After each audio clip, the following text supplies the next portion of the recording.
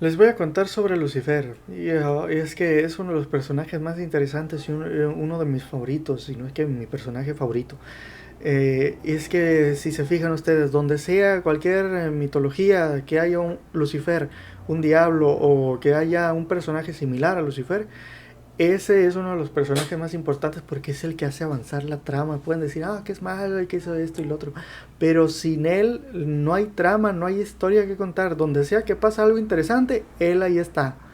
Así que les voy a contar de esto. Estos son los textos que revisé.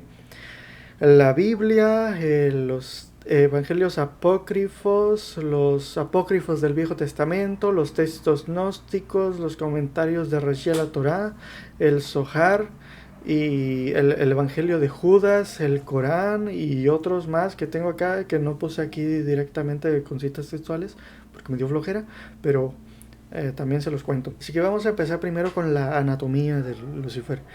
Si ustedes han visto eso de que, oh, es que tiene cabeza de chivo, que tiene patas de cabra, pechos de mujer, alas de cuervo, de murciélago, váyanse a decir pendejadas a otro lado, aquí no es para eso.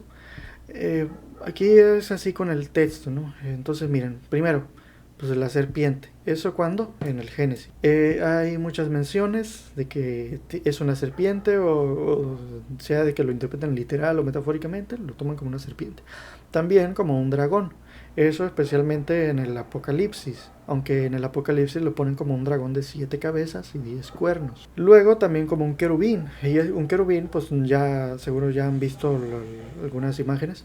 No es un monito bebé así con alas, es una cosa así de 4 cabezas, diferentes animales en cada cabeza, con manos en las alas. Tienes aquí está mal, en realidad son 6 alas, o sea, 3 pares de alas y aparte pies de cabra o de caballo, algo así, con pezuñas, pues. Las citas donde pueden verlo es en Ezequiel, aquí está. También hay otras que otra parecida es el Leviatán, que es un monstruo marino. También está el Ketus, no sé si a veces se traducen como si fueran diferentes o si son iguales. El Ketus también aparece en algunos. Es como un vestigio de una mitología anterior a la que ya conocemos, en la que Dios crea el mundo después de derrotar al monstruo del caos, que sería el Ketus. Vamos a pasar ya. Primero están Adán y Eva en el jardín. Ahí están desnudos y Dios les prohíbe comer del árbol del conocimiento del bien y del mal. Y pues la narrativa cristiana usual es en plan de, oh, pues mira, es que era el único mandamiento que te dio y el primero que rompes. Pero es que, ¿cómo van a saber qué es el bien y el mal si no han comido del fruto del conocimiento del bien y del mal, no? Y también otra cosa es que, ¿qué clase de Dios prohíbe el conocimiento, no? Ahí hay cosas bastante raras, ¿no? Me imagino ya deben conocer la historia. Entonces pues voy a pasarme primero a comentarles lo que dice Rashi. Dice que el trasfondo de las ideas, de lo que le dice la serpiente a Eva, es algo así como esto. Todo artesano odia a su colega. Dios comió del árbol y creó el mundo, y por ello Él no quiere que ustedes coman de él. Es decir, serán formadores de mundos, serán como Dios. Es lo que le dice para persuadirla. También la idea, dice Rashi, que la idea de la serpiente era darle el fruto a Eva para que ella le diera también a Adán. Adán se muriera primero y luego la serpiente se quedara con Eva. Porque cuando los vio desnudos, pues los judíos son así, dicen, ¿por qué dice que estaban desnudos y no se avergonzaban? Y seguido habla de la serpiente que es muy lista. Entonces la idea de Rashi es que la serpiente los vio desnudos teniendo relaciones sexuales y se le antojó, entonces quiso quedarse con Eva y para eso le dio del fruto para que matara a Adán dándole de comer de él. Luego también en el Zohar dice que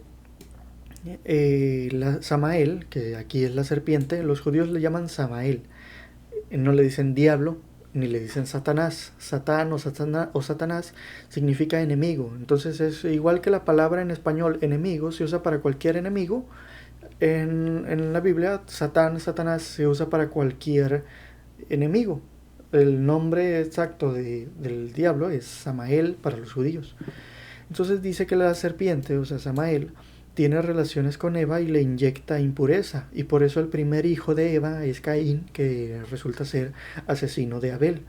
Entonces, después Caín tiene hijos y esos hijos son los Nefilim, que son los que después aparecen en la rebelión y que también aparecen en el libro de Enoc. Vamos a pasar a otra cosa curiosa, ¿no? La serpiente aparece aquí en el Génesis, pero también aparece en otro momento, que es cuando Moisés se encuentra con la zarza en llamas, que es una forma que se le presentó Dios para decirle que liberara a Israel de Egipto, y le hace que su báculo se transforme en serpiente.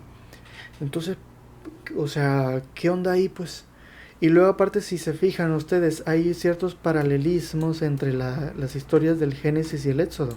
Miren, primero, Adán y Eva son esclavos de Dios en el jardín, trabajan cuidando su jardín y Dios les da comida y todo.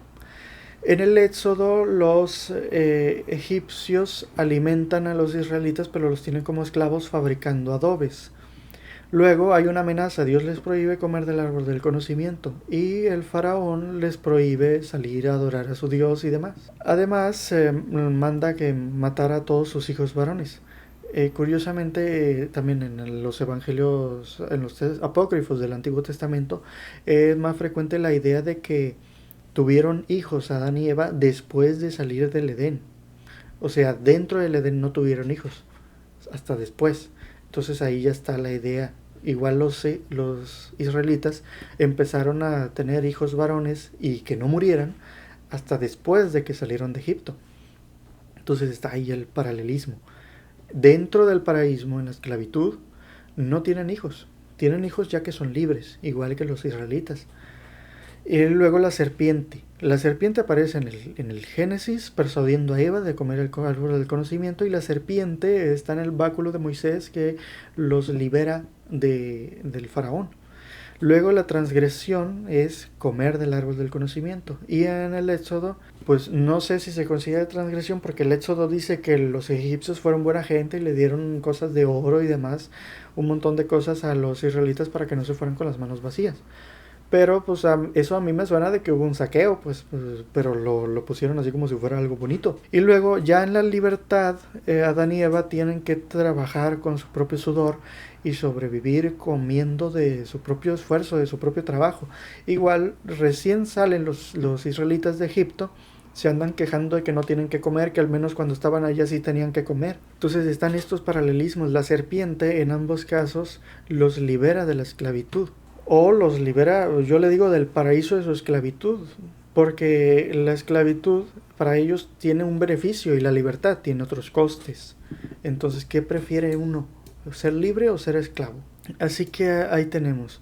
La interpretación de Rashi sobre el báculo de Moisés es que como Moisés se puso a decirle, pero no me van a creer, no me van a creer que me envías tú, ¿cómo les enseño que es cierto? Y por eso dice, su báculo se transforma en serpiente, porque es el modo en que Dios hizo alusión de que Moisés los estaba acusando. Y para los judíos la función de Samael, el diablo, es tentar y acusar a la gente. Entonces, eso es todo, eso es lo único que hay, ¿no? Pero luego están este curioso dato, ¿no? Después, ya que están en el desierto, me parece que es en el libro de Números, no me acuerdo muy bien, pero aquí tengo las citas, la pueden leer. Comienzan a picarle las serpientes, o después de una guerra, algo así. Y entonces Moisés levanta un asta y pone una serpiente de bronce ahí. Y todos los que miren la serpiente de bronce se salvan de la muerte por las picaduras de la serpiente. Entonces ahí ya está la idea, o sea, ¿cómo es que ver una serpiente en lo alto lo salva? Entonces, por la analogía de ver una serpiente en un lugar alto, los gnósticos dicen, no, pues eso es una metáfora de Cristo. Todo el que vea la cruz con la serpiente ahí en lo alto se salva. Ya después hubo un rey llamado Ezequías que destruye la serpiente de bronce, porque decía que le quemaban incienso y demás. Entonces está luego esta interpretación de los gnósticos. Dice que la serpiente de bronce representa a Cristo, o sea, que Jesucristo es la serpiente. Entonces ya ahí está, ya se ponen las cosas más interesantes, ¿no? Porque si se fijan, pues ya les conté las interpretaciones de Rashi, que pues a mí en comparación con la de los gnósticos, pues me gusta mucho más la interpretación de los gnósticos. Quizás sea la herencia cristiana, pues de donde nací, donde me he criado y demás. Pero me gusta más la interpretación de los gnósticos. Y es que dicen así, miren. Pero Ale, ¿qué tipo de Dios es este? Por un lado, primero tuvo celos de Adán de que pudiera comer del árbol del conocimiento. Por otro lado, en segundo lugar, dijo, Adán, ¿en dónde estás? Este Dios no tiene precognición, o sea, no es omnisciente, ni omnipresente, ni nada de eso, porque pregunta dónde estás. O sea que no sabe lo que pasó, no sabe dónde está, y aparte es envidioso. Además dice, ciertamente se ha mostrado como un malicioso, lleno de celos. ¿Y qué clase de Dios es este? Grande es la ceguera realmente de los que han leído y no se han dado cuenta. Y dijo, yo soy el Dios celoso y llevaré los pecados de los padres sobre los hijos hasta la tercera generación y cuarta generación, etcétera. Y dijo, haré duro el corazón del faraón, etcétera. Esas cosas están en el Éxodo. Si ustedes lo han leído, se acordarán. Entonces ya está ahí, o sea, ¿qué clase de Dios es este? Por eso hay algunas denominaciones cristianas que dicen que rechazan o no le tienen mucho aprecio al Viejo Testamento, porque el Dios del Viejo Testamento se la pasa haciendo genocidios cada rato, así como si fuera un pasatiempo, ir a cazar o algo así. Se la pasa haciendo genocidios. Sodoma y Gomorra, por ejemplo, sacó a Lot, el hermano el primo o el sobrino de Abraham. Lo sacó de Sodoma y Gomorra, pero seguro que ahí había niños, había viejitos, o sea, y no lo sacó, arrasó con todos. Al único que salvó fue a Lot. Entonces, ¿qué clase de Dios es este? Pues y luego también el diluvio, todas esas cosas están muy raras. Pues. Entonces los gnósticos dicen, así pues como este Dios que prohíbe el conocimiento, que es envidioso, que es malicioso, que lleva los pecados de la gente, o sea, la gente que hace cosas que a este Dios no le gustan, arrasa con ellos y se desquita también con sus hijos. Es algo que después se pierde ya después con otros profetas, me parece que con Isaías y otros así, que dicen, no, es que no tiene nada que ver las otras generaciones, cada quien carga con su propio pecado. Es algo que después dicen los libros de los profetas, pero la Torá es un Dios desquiciado. Pues. Hay otra interpretación de los gnósticos según la cual Eva es más importante. No es nada más alguien que salió de una costilla de Adán, sino que es alguien vinculado a algo más. Yo voy a dar por supuesto que ustedes saben que es el mundo de las ideas, que se conocen un poco de Platón. Así que miren, la idea es que Eva es... hay diferentes versiones. Una dice que es Sofía. Sofía es la sabiduría misma. Entonces Sofía apareció en se presentó como Eva, o Zoé, una hija de Sofía. Entonces Eva, que está vinculada a Sofía, o sea, la diosa de la sabiduría, o algo así, persuade a Adán de que coma del fruto del conocimiento. Hay otra versión que dice que la serpiente misma es poseída o es una encarnación de un dios del pleroma. O sea, para ponerlo en contexto más filosófico, para que lo puedan entender más fácil, yo supongo que están más familiarizados con Platón que con cosas como el pleroma y cosas de esas. Pues se da cuenta que la serpiente es una deidad o una entidad del mundo de las ideas. Y vino para ayudar a Adán a que obtuviera el conocimiento. También hay otro pedazo acá que dice que después del día de reposo, Sofía envió a su hija Zoé, la llamada Eva, en calidad de instructora para poner de pie a Adán, ya que éste carecía de alma, a fin de que los que iban a ser engendrados por él fueran recipientes de la luz. Cuando Eva vio al que era viva semejanza tirado por los suelos, sintió pena de él y dijo, Adán, vive, levántate de la tierra. En un instante su palabra se convirtió en obra y efectivamente Adán se levantó y enseguida abrió los ojos. Y así, o sea, para los gnósticos, Eva no es una desgraciada que condenó a la humanidad, sino que es una cosa más importante, pues es una salvadora, pues es la primera manifestación del tipo de cosas que se manifestaron después con Jesucristo. También dicen que el letargo en que puso Dios durmió a Adán para sacarle la costilla, eso dice el Génesis. Los gnósticos dicen que ese letargo, ese sueño, era la ignorancia. Y también hay otra versión que dice que la desnudez que tenían y de la que no se avergonzaban era desnudez del conocimiento, que estaban desnudos de conocimiento. Hay otra versión de los gnósticos que dice que estaban desnudos en el sentido de que eran pura alma, que no tenían cuerpo, y que las vestiduras que Dios le hace después de que transgreden son el cuerpo físico, el cuerpo material.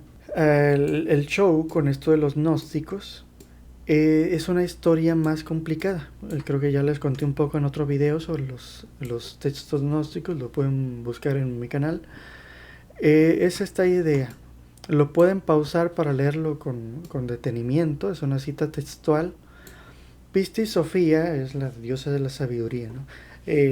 Hay muchas versiones de esto, así que puede que hayan otras personas que le digan algo distinto a mí, porque a fin de cuentas estas cosas son así, puro andar interpretando textos, porque a quien sea que le pregunten, nadie estuvo allá en el mundo de las ideas, nadie estuvo allá en el pleroma, nadie estuvo allá en esas cosas. Entonces o dicen cosas que soñaron o cosas que piensan, pero nadie realmente está seguro, y si alguien está seguro, pues lo más seguro es que esté peligrando de tener alguna situación medio psicótica.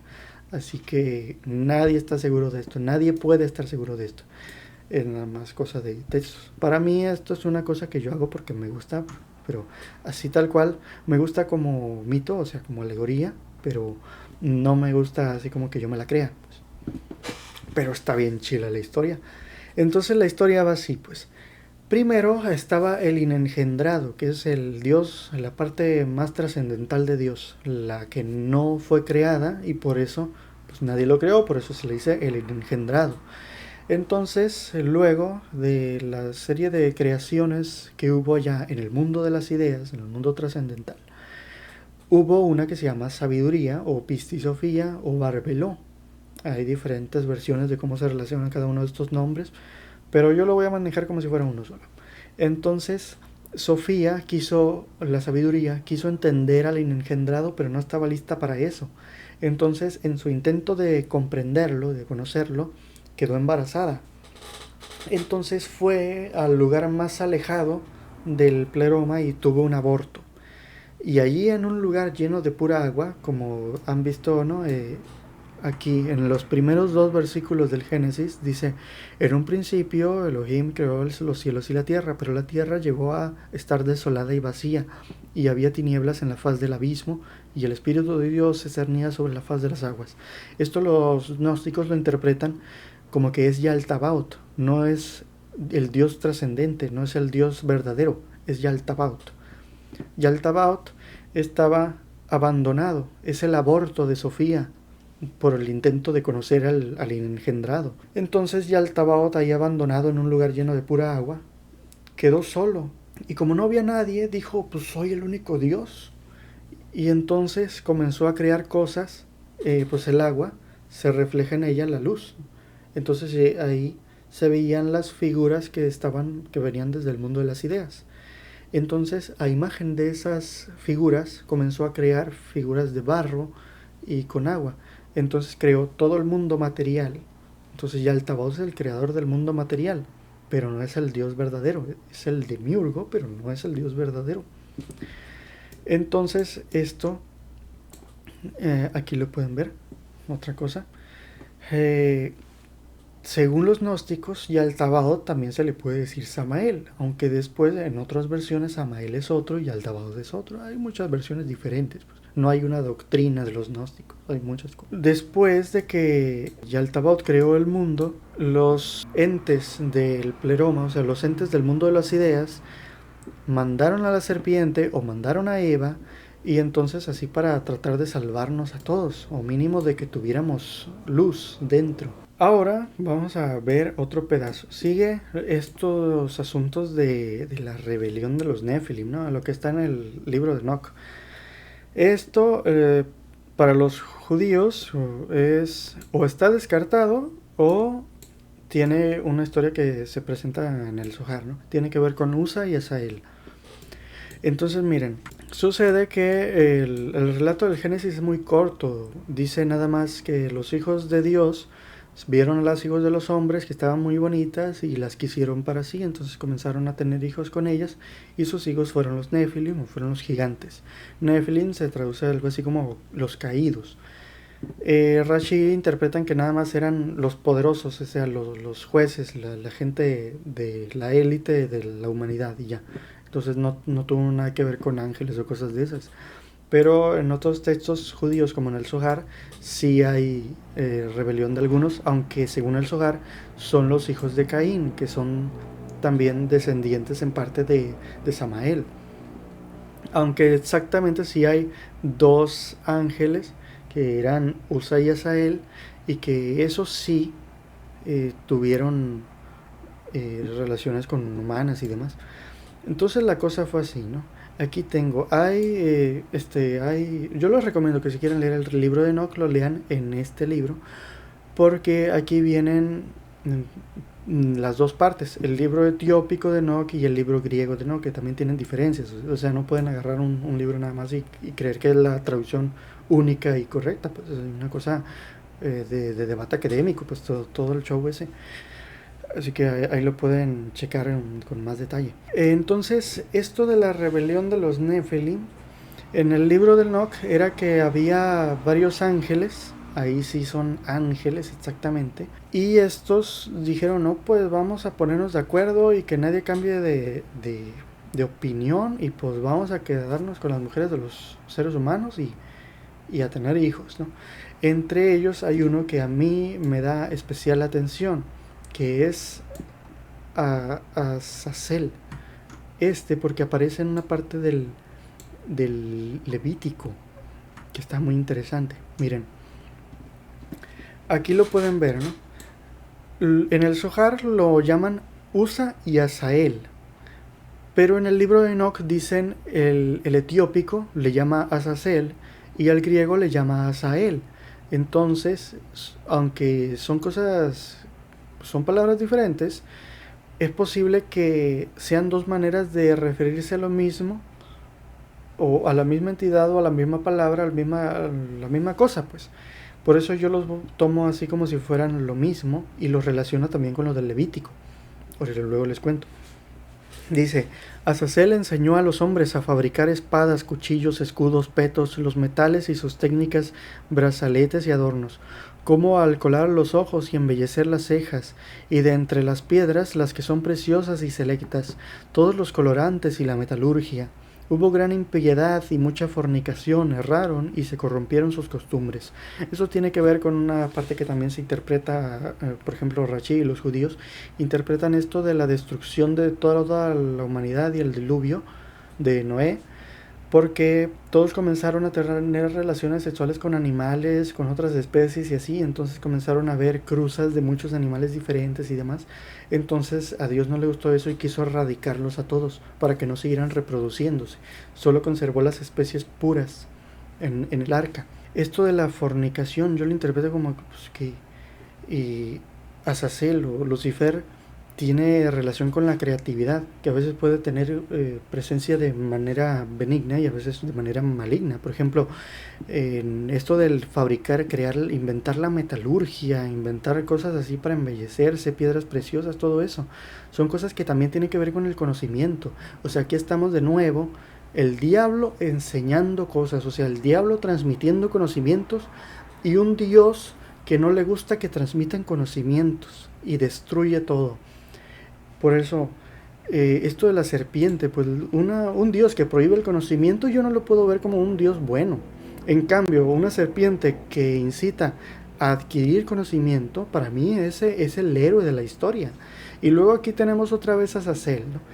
Y es que toda la Biblia pues dice, no, es que Dios es bueno, el diablo es malo, pero nunca han escuchado la versión del diablo. Por eso, o sea, capaz que todas estas cosas pues, se la inventan al diablo y el diablo en realidad es el bueno, pues, como dicen los gnósticos.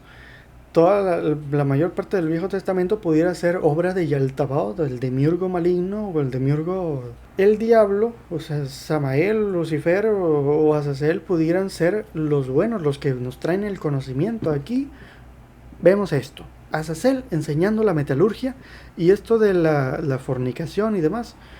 Yo lo interpreto como que es la variación, el probar cosas nuevas, porque como también dice en una parte del Eclesiastés, el que rompa el cerco lo picará una serpiente. Así dice en el Eclesiastés, en la Biblia. O sea, el que rompe el cerco, o sea, el que cambia las cosas, el que rompe la tradición. Por eso dice, y se corrompieron sus costumbres. Las costumbres se corrompen para formar nuevas costumbres. Y con cierta frecuencia, costumbres mejores. Ahorita somos mejores que la gente de antes, pues cada vez vamos mejorando un poco más. De vez en cuando hay algún retroceso, otras variaciones y así pues, pero las costumbres mejoran a partir de romper las costumbres anteriores, pues. Por eso también esto de la fornicación y demás, yo lo interpreto como que es la variación, el probar cosas nuevas que a veces salen bien y a veces salen mal. Y luego la idea en el Zohar es que Usa y Asael eran dos de estos ángeles que se opusieron a la creación del ser humano, porque dijeron, van a pecar la mujer, ¿para qué la creas? Va a corromper al hombre. Y luego Dios dijo, no, pero ustedes también los van a corromper las mujeres. Y entonces Usa y Asael se enamoraron de las mujeres ya después que las vieron y formaron parte de todo esto los Nefilim, de los hijos de Caín y demás. Comenzaron a reproducirse con mujeres humanas y les empezaron a enseñar secretos de los ángeles, cosas de hechicería y cosas así. Y Dios los castigó encerrándolos en unas montañas de las sombras, que dice el Zohar. Y que todas las personas que encuentran las montañas de las sombras y los encuentran a ellos ahí encadenados, pues estos ángeles, Usa y Asael, les enseñan hechicería, magia, un montón de cosas, de secretos de arriba. Aquí tenemos otra vez personajes diabólicos enseñando cosas. O sea, que el conocimiento, pues ya saben, ¿no? Alguien crea algo nuevo, descubre algo y luego alguien llega y lo convierte en un arma. Pues, siempre pasa. El conocimiento se puede usar para cosas benignas, para cosas malignas, pero no significa que el conocimiento sea malo. El conocimiento siempre es bueno, porque como decía, como se desprende de las ideas de Epicuro, mientras más sabe uno, más posibilidades tiene de ser feliz. Por eso yo estoy más del lado de la serpiente. También esto tiene un paralelismo con lo que se encuentra en el Corán. En el Corán, Iblis no es un ángel, sino es un jinn, o sea, es un genio.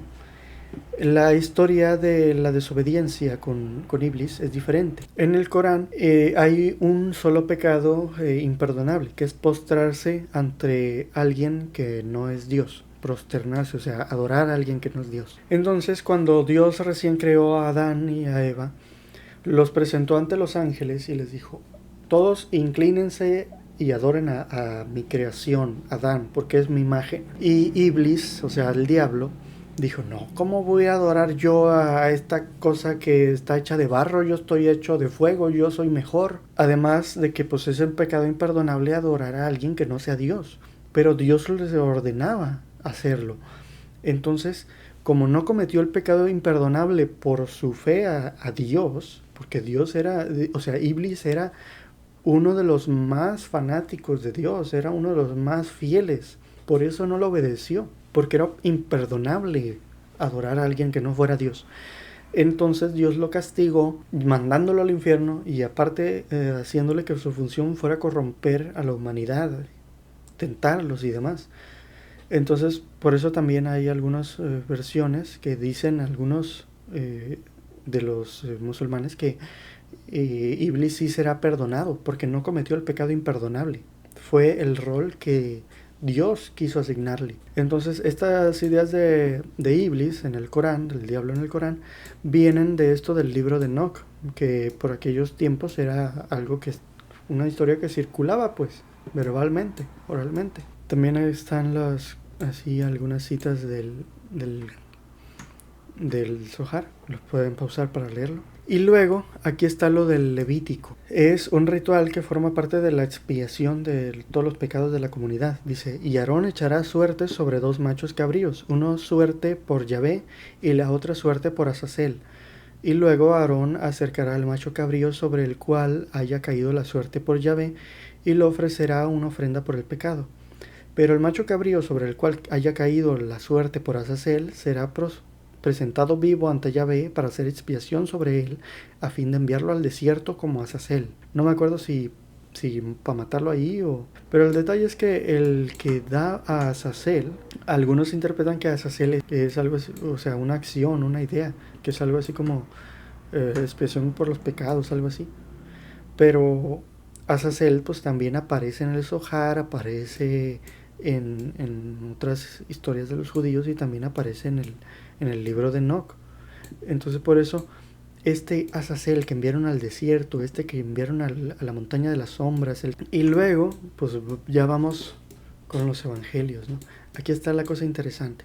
Hay un pasaje de Isaías, habla, según los judíos dicen que habla sobre Babilonia. Y es verdad, habla de Babilonia, pero los cristianos lo interpretaron como que hablaba de Lucifer. Aquí lo pueden leer si quieren, está en Isaías. La parte principal es esta.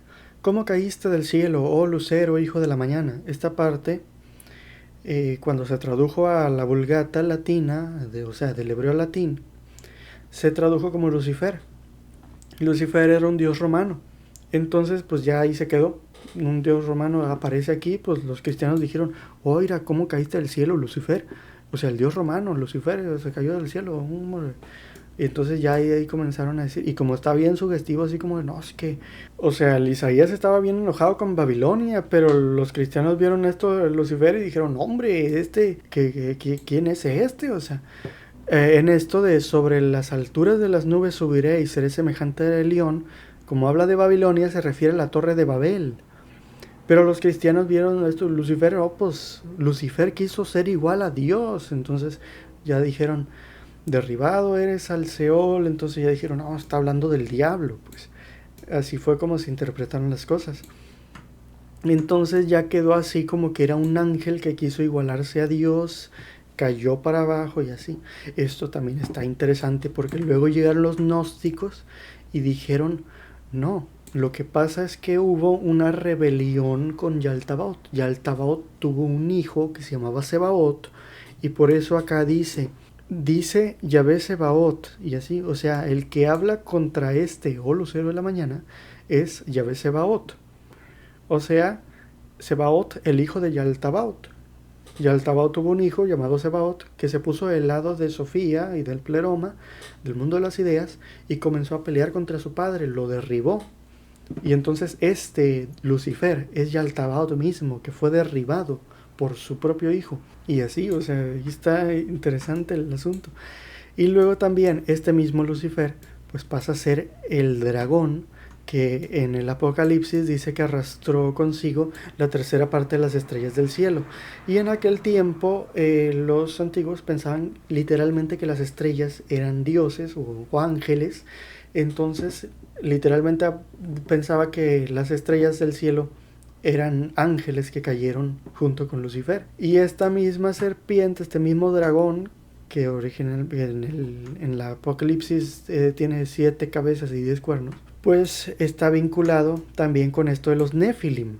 Entonces, todo este pleito de los Nefilim que agarraron mujeres entre los hombres serían también estos mismos ángeles rebeldes que bajaron y comenzaron a reproducirse con las mujeres y enseñarles a todos, a los humanos, los conocimientos de allá arriba, a enseñarles metalurgia, a enseñarles un montón de cosas, pues.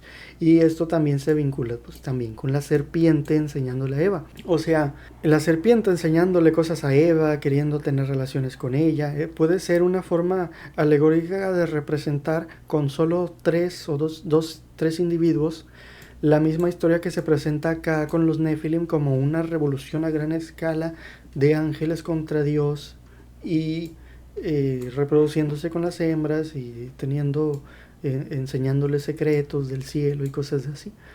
Y luego está otra vez acá el tema del el Jesús de Nazaret tentado por el diablo. El Evangelio de Marcos es el primero que se escribió, es el más antiguo. Después se escribió creo que el de Mateo, luego el de Lucas y luego el de Juan. Y pues, pueden notar como se fueron haciendo, fueron teniendo cada vez más añadidos para rellenar el hueco. Y así, es que la gente en esos tiempos pues no tenía mucho respeto por las cosas. Además de que no había modo de comprobar quién escribió qué cosa. Miren, sobre la tentación del diablo, el diablo estuvo tentando a Jesús, no aparece en el de Juan, pero aparece en el de Marcos, Mateo y Lucas. El de Marcos, pues como ven, son solo 2 versículos. El de Mateo tiene más detalles de cómo lo tentó. Por ejemplo, que le dijo, y tienes hambre, estás ayunando en el desierto por 40 días, tienes hambre, di que si eres hijo de Dios, di que esta piedra se convierta en pan. Esa está interesante. Pues dice el Evangelio de Mateo que le dijo, no, estoy chingando, pinche diablo, date para allá.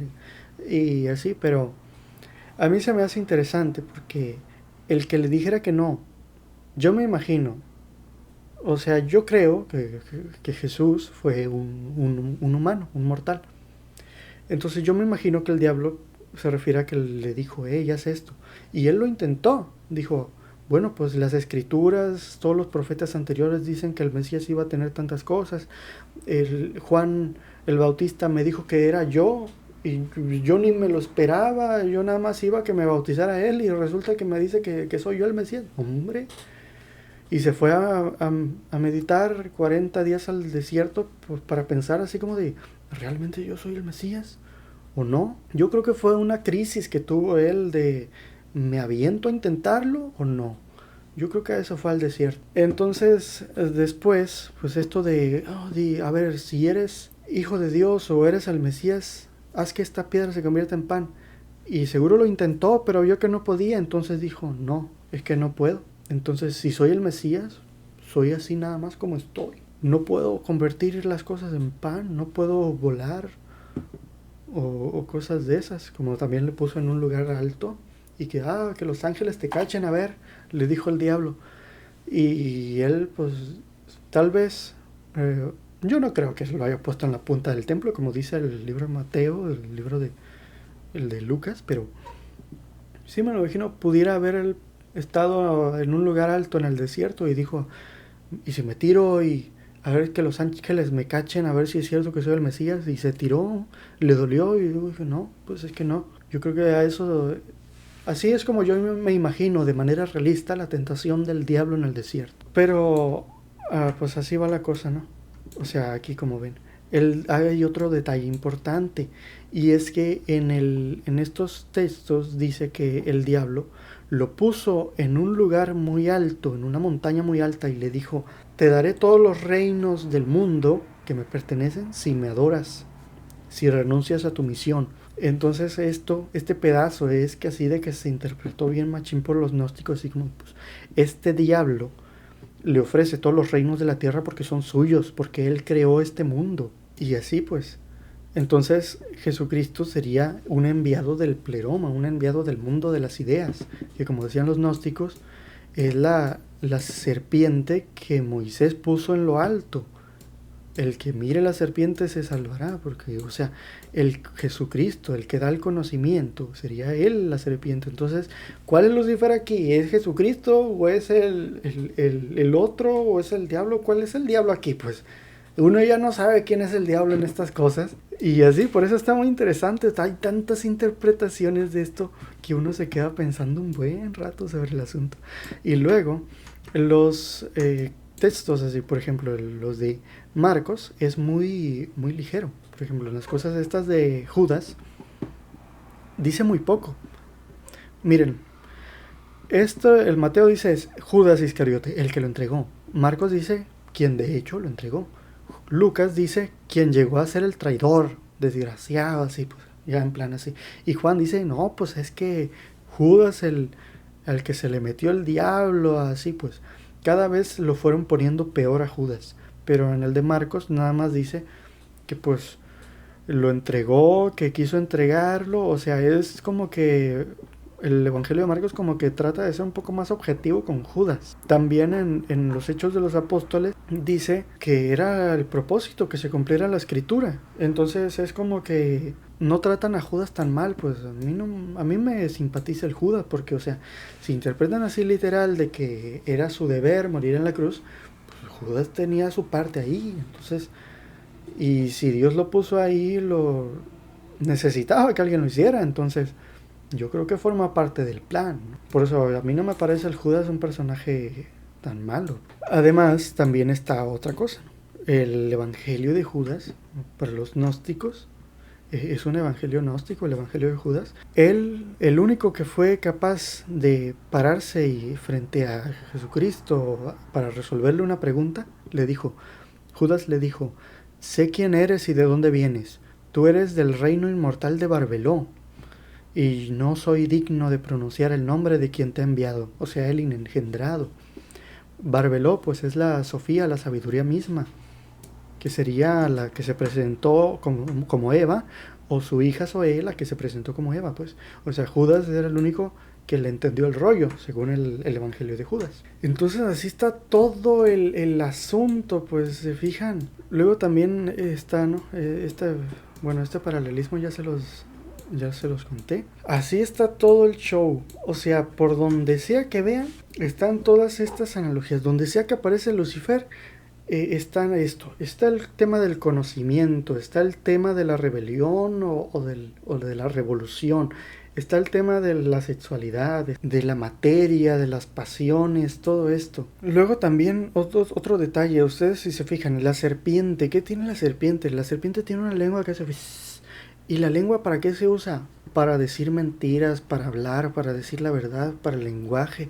¿Y qué dice el Evangelio de Juan? Recién inicia, dice, en el principio era el logos, o sea, el verbo, o la razón. En el principio era el logos, y el logos estaba ante Dios, y Dios era el logos, o sea, y luego también en el Génesis dice, y Dios dijo haya luz y hubo luz, o sea, crea todo con su palabra. Entonces la serpiente con la lengua, pues todo esto están así, cosas que se vinculan así mucho entre sí. Nada más que también se vincula a la mentira. Entonces pudiera ser así como el Yaltabot crea todo con su palabra, o sea, creó el mundo material con su lengua mentirosa, o, o el mundo real, el mundo del mundo de las ideas está hecho de lenguaje. Así pues hay un montón de cosas que ponerse a pensar ahí.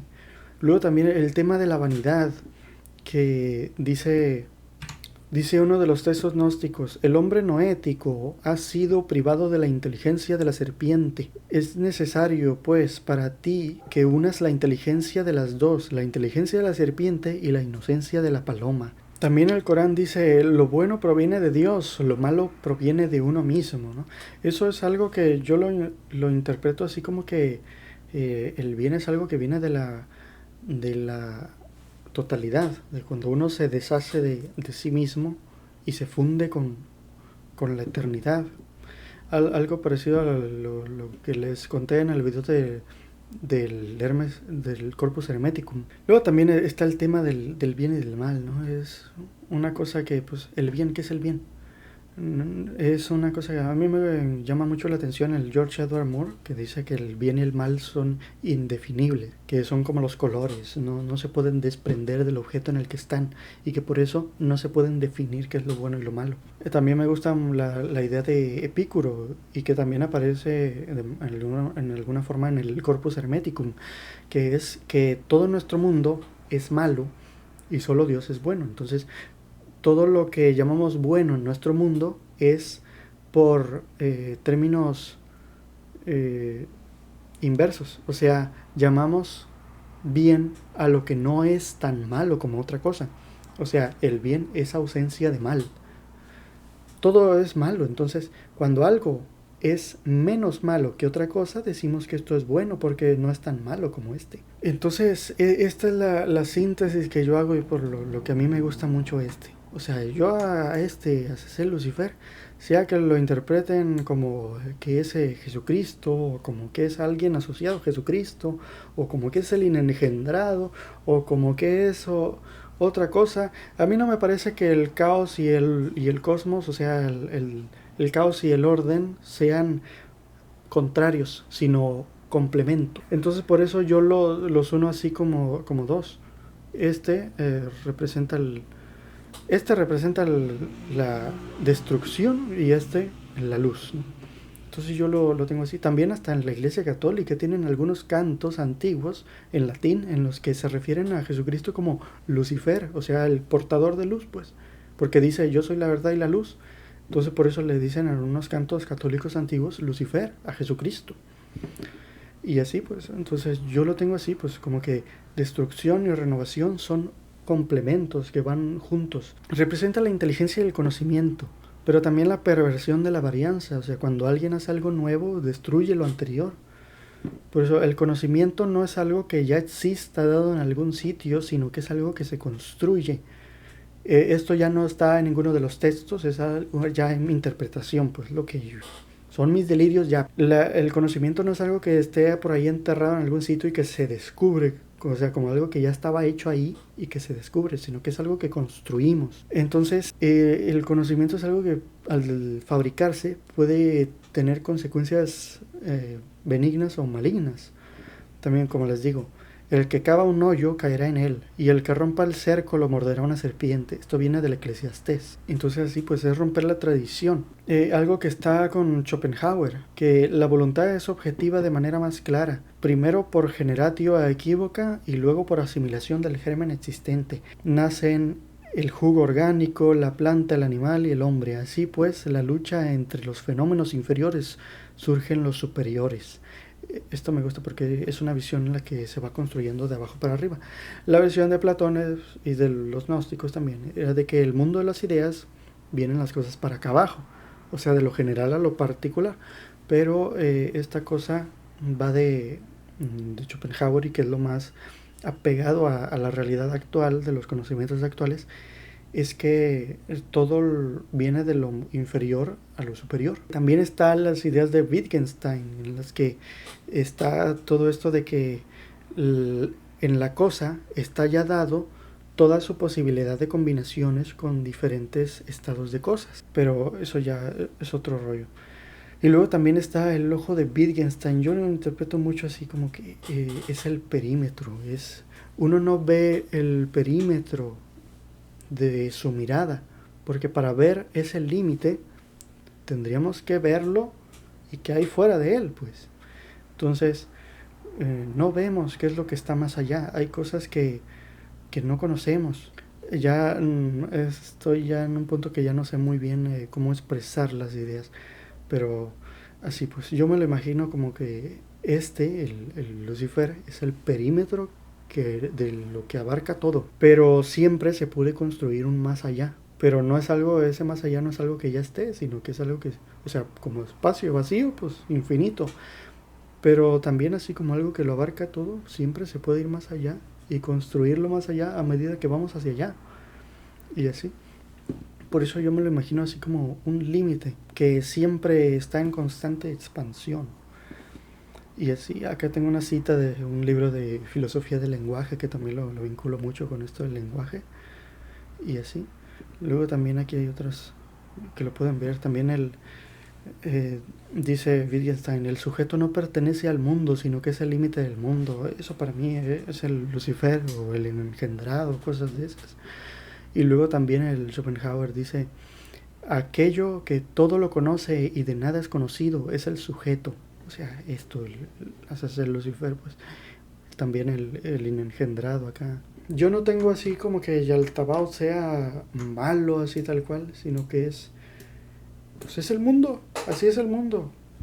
Lo tengo así como una metáfora muy bien hecha, una historia muy alegórica, muy chila, de que nuestro mundo es el reino del azar y el error. Y esto es la varianza, la creación, la variabilidad, la creatividad. O sea, para mí el Lucifer es el dios de la creatividad. Yo lo adoro así, o sea, le pongo ese nombre, pero para mí es el dios de la creatividad. Y así la verdad es que yo adoro a este dios, el dios de la creatividad. Sea lo que sea que le digan, o sea, ¿cuál es el diablo aquí? ¿Es el Jesucristo o es O es el dragón o es la serpiente o es el Dios que le prohibió el conocimiento.